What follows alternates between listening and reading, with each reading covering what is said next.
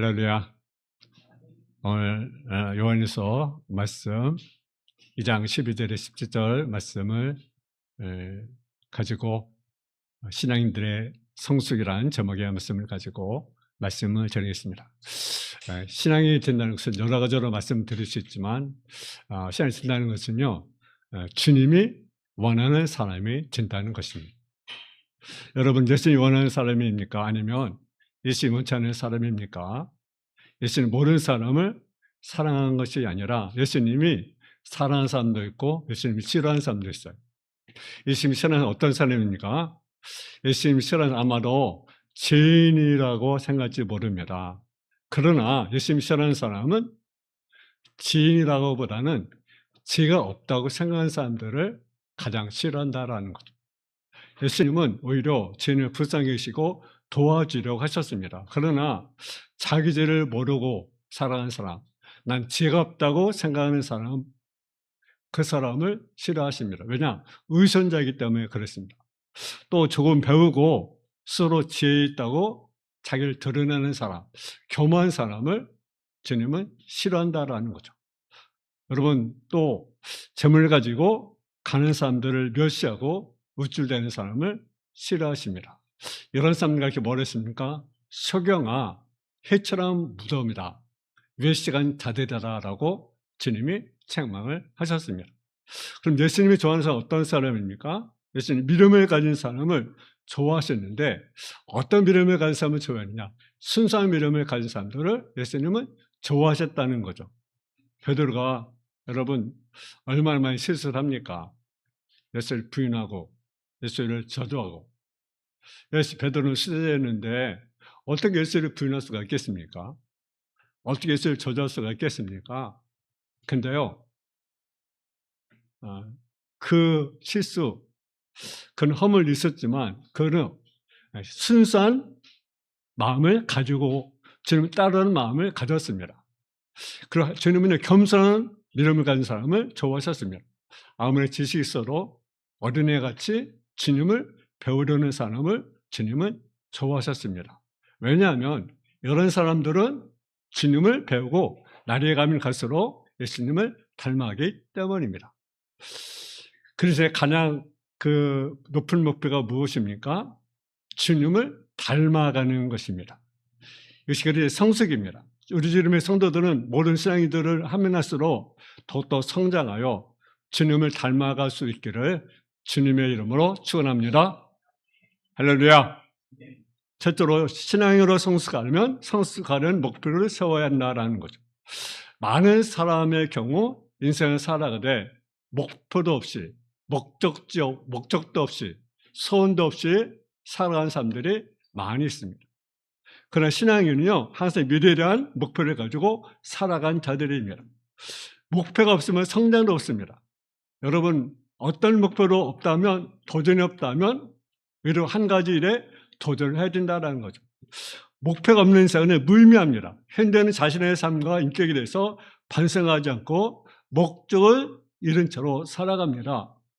어떤 사람은 생활 수단을요, 목적이라고 생각하며 살아갑니다. 나는 이것을 이루기 원해. 예를 들어 어떤 명예, 어떤 권력, 어떤 물질. 그것이 목적으로 우리가 살아갑니다.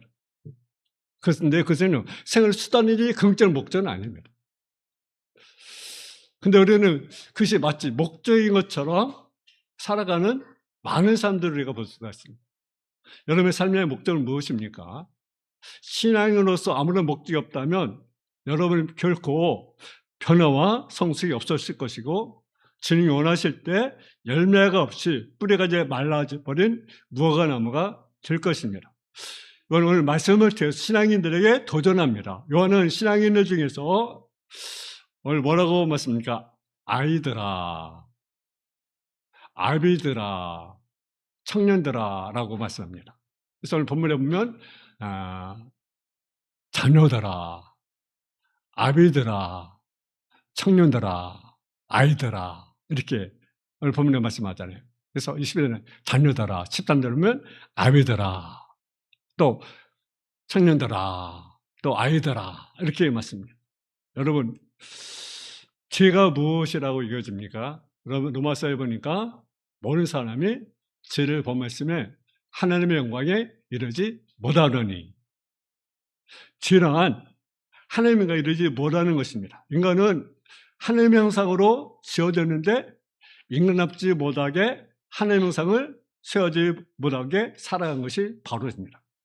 이런 인간의 특징은요, 자기 중심, 또 이것에 대한 무관심 속에 사는 것입니다. 그리고 온갖 부정과 죄악을 범하며 살아갑니다.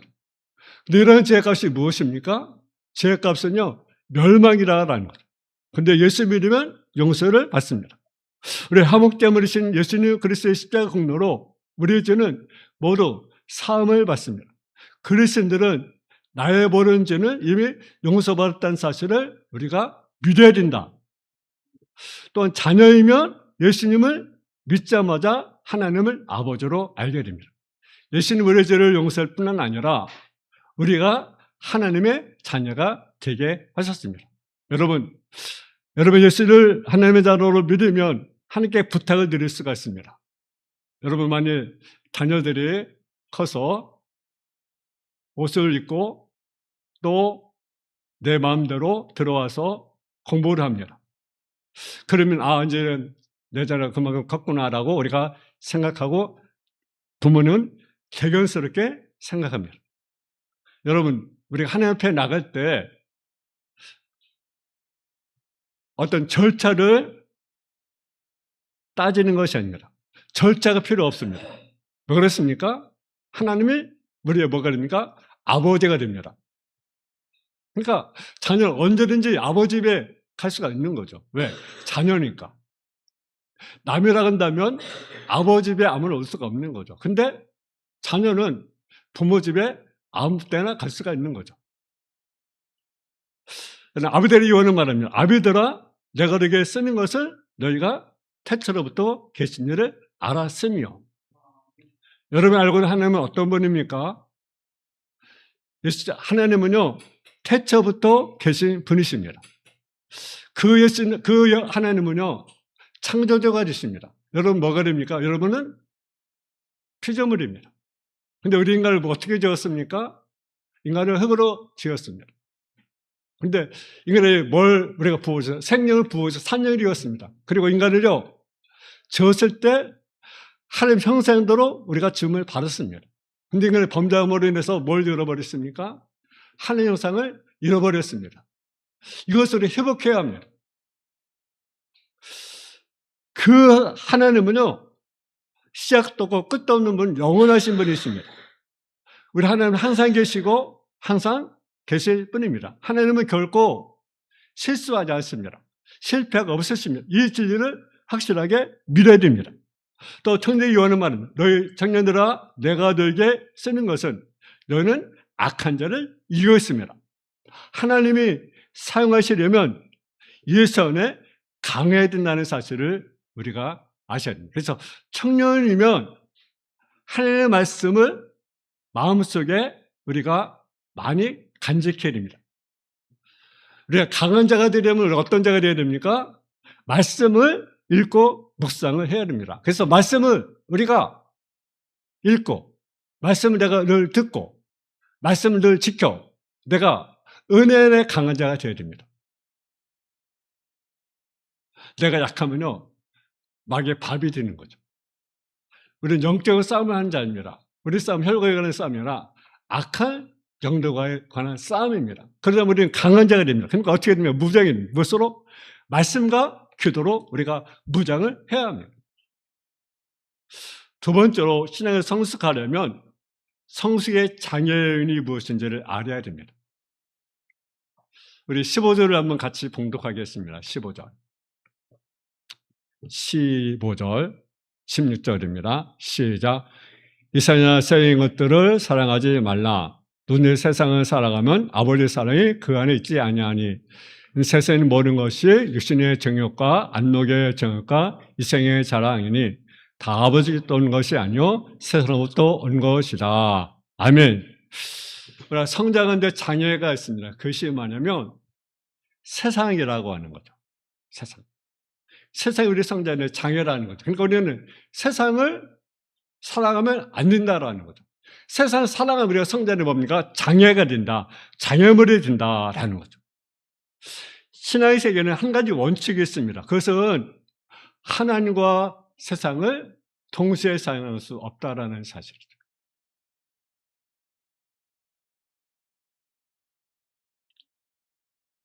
세상에 재밌고 아름다운 것이 많기 때문에 유혹을 당하기 쉽습니다. 세상의 것들은 우리에게 행복을 준다고 하지만 그 약속은 지켜줄 수 없는 것입니다. 세상의 행복은요, 깊은 만족을 줄 수가 없습니다. 세상에 있는 것은 잠시 즐거움을 줄 수 있지만 그것은 곧 지루해지게 되는 것입니다. 여러분은 어떤 재미로 살아갑니까? 어떤 사람은요, 먹는 재미로 살아가는 사람도 있어요. 먹는 재미. 먹는 재미. 그래서 이 사람의 욕구는 음식과 더불어서 인생을 살아갑니다. 어떤 사람은 운동으로 살아갑니다. 골프를 하거나 테니스를 하거나 수영하거나 축구를 하거나 탁구를 하거나, 어떤 사람은 여행을 재미로 인생을 살아갑니다. 어떤 사람은 책을 읽고 삶의 깊이를 더 깨달아가며 풍부하게 살아갑니다. 또 어떤 이는 노름으로 인생을 허비하며 살아갑니다. 그러나 이런 모든 것들은 인생의 진정한 반려자가 되지 못한다는 사실이죠. 이 모든 즐거움을 누렸던 사람이 누굽니까? 구약성경에 보니까 바로 솔로몬입니다. 솔로몬이요, 세상의 것들을요 다 누려봤어요. 권력, 명예, 물질, 세상의 즐거움, 향락 다 누려봤어요. 근데 그가 뭐라고 고백합니까? 헛되었더니 모든 것이 되더라. 그래서 모든 것이 헛되더라. 그것이 마치 무엇 같다 했으면 바람을 잡는 것 같다. 여러분, 바람 잡을 수 있어요? 없어요. 여러분, 그 마음으로 죽을 게 아니라 술로 죽을 게 아니라 깨락을 즐겨버리라. 사업을 하고 집을 넓게 짓고 지혜를 알고 해봤지만 다 헛되어 바람을 잡는 것이며 해를 무익한 것이로다. 그렇게 말합니다. 그러면 전도서 12장의 12절에 뭐라고 결론 내립니까? 그렇게 말합니다. 이래 결국 들었으니 하나님을 경외하고 그의 명령을 지킬 자라. 이것이 사람의 본분이다. 하나님을 경외하고 그의 명령을 지키라. 이것이 사람의 본분이다.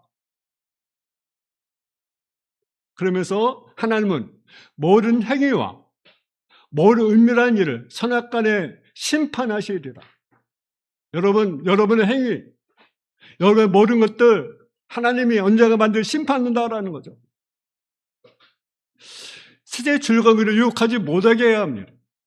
새 유혹한 통로는요, 뭘 통해서 옵니까? 눈을 통해서 오는 거죠, 눈.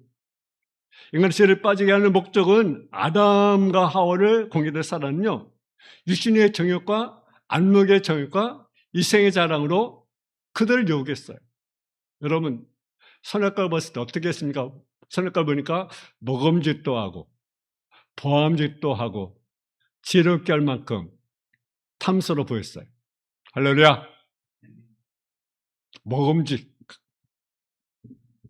보암직, 지혜롭게 할 만큼 탐스러워 보였어요. 만일 그 선악과를 봤을 때 저거 먹으면 내가 죽겠구나 라고 먹었겠습니까? 저거 먹으면 내가 멸망했구나 했으면 먹었겠어요? 못 먹었죠. 왜? 두려워서. 그러니까 근데 괜찮아 보였어요. 몸짓스러웠어요. 그러니까 그 선악과를 먹기를. 먹지 말라고 한 과일을 보고 맛있어 보였기 때문에 먹었고, 하나님 가짜인 욕망 때문에 하나님의 명령에 불순종했습니다. 육신의 이걸 만족하려 했으나 만족시킬 수 없었고 하나님과 관계가 파괴되고 말았습니다. 세상에 있는 것들이 우리에게 진정한 만족을 주지 바랍니다. 잠시 있다가 사라져버리고 일시엔 만족이라는 사실이죠. 세상에 있는 것들을 사랑하면 진정한 주님의 제자가 될 수가 없습니다. 할렐루야. 그 솔로몬의 제법 유명한 이야기, 이런 얘기가 있습니다. 스바형이 솔로몬을 방문했을 때 이런 재판을 보게 되었습니다. 원고가 말합니다. 얼마 전 밭을 샀는데 밭에서 금황을 발견했습니다. 저는 밭만 샀기 때문에 돌려주려고 하는데 저 피고가 그 금황을 받지 않습니다. 왕이요, 저 금황아리를 피고 받도록 재판해 주십시오라고 그렇게 부탁을 합니다. 그래서 솔로몬이 물었습니다. 피고 말했습니다. 제가 팔 때는 밭과 그 속에 있는 모든 것을 파는 것입니다. 이제 그 금황아리는 제 것이 아닙니다. 저 사람이 가져라고 판결해 주십시오. 그래서 솔로몬 왕이 그 사람에게 물었습니다. 왜 그 금황아리를 왜 갖지 않으려 합니까? 라고 이제 물었어요. 그러니까 그분들이 뭐라고 대답했느냐? 물론 보물이 탐납니다. 그러나 짧은 육신의 인생에 욕심을 부려 조금 부자로 살다가 죽은 후에 하나님께서 추억하게 산 것으로 꾸중듣기보다는 선량하고 아름다운 삶을 산 사람으로 칭찬받기 원합니다. 스바형이 자기 나라에 이런 재판을 놓고 반대 소송이 있다고 하였습니다. 솔로몬은 여호와의 나라에도 해가 뜹니까? 라고 물었습니다. 그러니까 여왕이 그렇다고 하자 솔로몬이 그렇게 말합니다. 여호와의 나라에 해가 태양에 뜨는 것은 사람 때문이 아니라 개와 고양이들이 죽지 않고 살아난 것 같다고 하였습니다. 여러분, 두 나라 두 종류의 사람이 있습니다. 하나를 기대하는 사람, 세상의 나라를 기대하는 사람, 하늘 예수님을 닮은 사람, 마귀를 닮은 사람. 욕심을 위해서가 아니라 사랑과 진실을 위해 사는 주님의 사람들이 일어나기를 주님의 이름으로 축원합니다. 세 번째로 신앙을 성숙하려면 성숙의 요소를 우리가 알아야 된다는 사실이죠. 그러면 17절 한번 봉독해. 17절 시작. 이 세상도 그 정도 지나가되 오직 하나님의 뜻을 행한 자는 영원히 거하느니라. 아멘. 세상을 사랑하지 말라고 했어요. 세상 사랑하지 말라. 이것은 뭡니까? 지나간다. 근데 하나님의 뜻을 행한 자는 뭡니까? 영원히 거하느니라.